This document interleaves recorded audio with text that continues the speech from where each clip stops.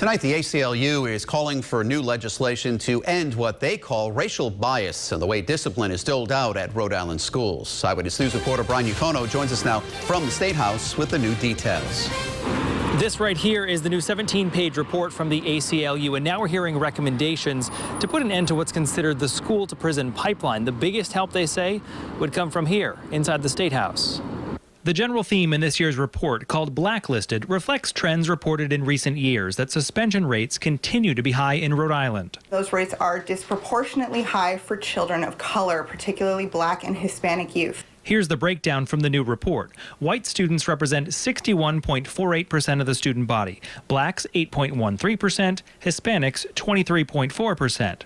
But their ratio of school suspensions is where the ACLU throws the yellow flag at 0.61, 2.18, and 1.59. Now they recommend legislation that includes an annual report of disproportionate impacts based on race, an action plan, and that suspensions only be served outside school for severe offenses. We've built a culture of suspensions that is based on some of these same biases, the same sense of prejudice, and it's taken hold within our school system, and those disparities play out and affect specifically kids of color for a lifetime. Education Commissioner Deborah Gist issued this response, reading in part, "I am concerned about the entire issue of suspension from school, which in general is an unproductive way to deal with many discipline issues.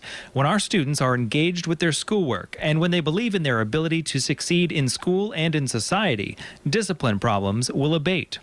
The ACLU tells me their recommended legislation already has a lot of support in the State House. They're waiting on approval from the General Assembly. With the Providence Mobile Newsroom, Brian Yukono, Eyewitness News.